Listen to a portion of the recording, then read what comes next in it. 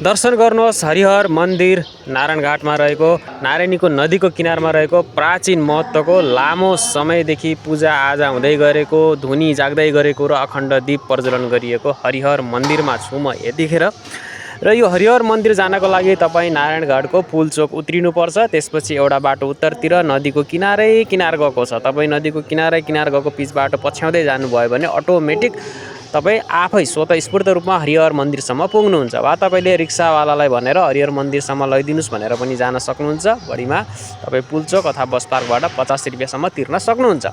र त्यहाँ गइसकेपछि तपाईँले हरिहर मन्दिरको एकदमै आरामसँग दर्शन गर्न पाउनुहुन्छ। निकै नै सुन्दर ठाउँमा नारायणी नदीको तीरमा यो मन्दिर रहेको छ। र यो मन्दिर चाहिँ प्राचीन महत्त्वको लामो समयदेखि पूजाआजा हुँदै आएको र सबै खालको पुण्य कर्महरू गरिने एवं कर्मकाण्डहरू गरिने विवाह आदि व्रतबन्ध पनि गरिने ठाउँ हो।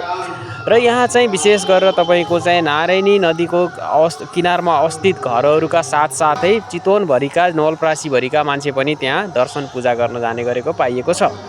यहाँ गइसकेपछि तपाईँले सबै खालको 33 कोटी देवी देवताको दर्शन पाउनुहुन्छ। यहाँ हनुमानको विग्रह पनि छ, हनुमानको मन्दिर पनि बनाइएको छ, हनुमानको मूर्ति पनि तपाईँले यहाँ दर्शन गर्न सक्नुहुन्छ। त्यसै गरी हनुमानको प्रतिमा सँगसँगै भगवान् विष्णुका विभिन्न अवतारहरूको तपाईँले यहाँ दर्शन गर्न सक्नुहुन्छ भने स्वयं भगवान् स्वयम्भूनाथ हरिहर महादेवको पनि तपाईँले दर्शन गर्न सक्नुहुनेछ। साथै दत्तात्रेयको पनि यहाँ दर्शन गर्न सक्नुहुन्छ।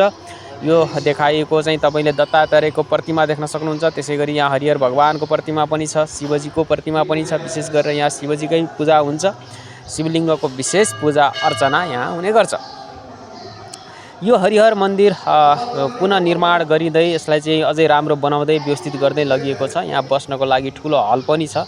त्यो हलमा हामीले बसेर पूजा प्रार्थना गर्न सक्छौँ। साथमा हामीले त्यो मन्दिरमा बसेर ध्यान पनि गर्न सक्छौँ। यहाँ राधाकृष्णको पनि हामीले दर्शन गर्न सक्छौँ यो मन्दिरमा। र यो मन्दिरको नजिकै नारायणी नदीको जुन किनार छ त्यो किनारमा पनि बसेर हामीले प्रकृतिको आनन्द लिन सक्छौँ, ध्यान गर्न सक्छौँ। एकछिन नदीलाई टोलाएर हेरेर आफ्नो चाहिँ सम्पूर्ण चिन्ता तनावबाट मुक्त हुन सक्छौँ।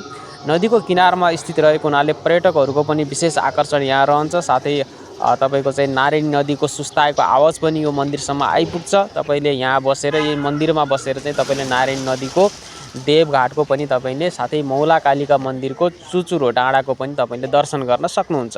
त्यति दिव्य ठाउँ छ यो, अत्यन्त सुन्दर मनोहर ठाउँ छ यो। यहाँ गइसकेपछि तपाईँको मन पनि प्रसन्न हुन्छ र तपाईँलाई दिन बितेको समय बितेको पत्ता नै हुँदैन, त्यतिसम्म सुन्दर ठाउँ छ यो।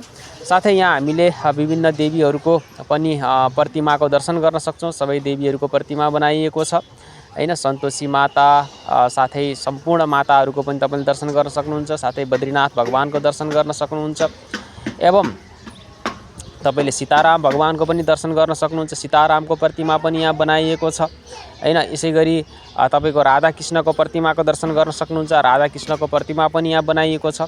एकदमै सुन्दर यसको चाहिँ प्राङ्गण छ। यो प्राङ्गण यति सुन्दर यति शान्त छ हैन कि कुरै नगरौँ। यहाँ चाहिँ तपाईँ बस्दाखेरि तपाईँले चाहिँ यहाँ ध्यान गर्दाखेरि एकछिन चाहिँ यहाँ बसेर चाहिँ नदीलाई निहाल्दाखेरि एकदम आनन्द हुन्छ।